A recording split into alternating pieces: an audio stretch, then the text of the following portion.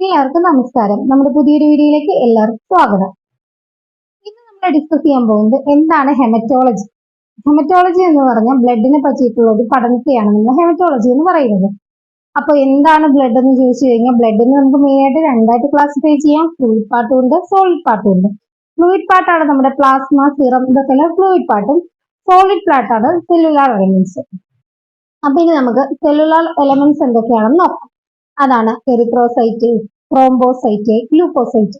ഇവിടെ മൈക്രോസ്കോപ്പിന്റെ അടുത്തിരിക്കുന്നത് എന്താണെന്ന് എല്ലാവർക്കും മനസ്സിലായില്ലേ? ഇന്ന് നമുക്ക് മൈക്രോസ്കോപ്പാണ് നമ്മുടെ താരം. നമുക്ക് ഈ പറയുന്ന കൗണ്ടുകളെല്ലാം അനലൈസ് ചെയ്യണമെന്നുണ്ടെങ്കിൽ മെയിൻ ആയിട്ട് നമുക്ക് മൈക്രോസ്കോപ്പ് വേണം. അപ്പൊ ഹീമോസൈറ്റോമെട്രി എന്താണെന്ന് ചോദിച്ചു കഴിഞ്ഞാൽ ബ്ലഡ് സെൽ മെഷർമെന്റിനെയാണ് ഹീമോസൈറ്റോമെട്രി എന്ന് പറയുന്നത്.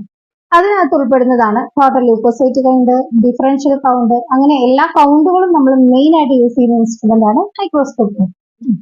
ഇനി നമുക്ക് ഒരു താരം കൂടി ഉണ്ട്, നമ്മുടെ കൗണ്ടിങ് ചേമ്പർ.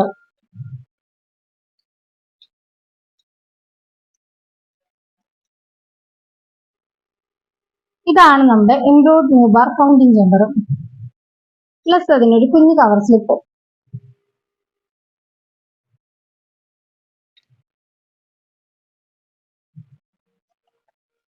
അപ്പൊ നമുക്ക് മെഷർമെന്റ് അല്ലെങ്കിൽ ഹീമോസൈറ്റോമെട്രി എന്ന് പറയുന്ന ഒരു കൗണ്ടിങ് ചേമ്പർ ഉണ്ടായിരിക്കും. WBC പിപ്പറ്റ് കാണും, RBC പിപ്പറ്റ് കാണും. ഇതെല്ലാം കൂടിയ ഒരു ബോക്സ് ആണ് നമ്മുടെ ഹീമോസൈറ്റോമെട്രി എന്ന് പറയുന്നത്.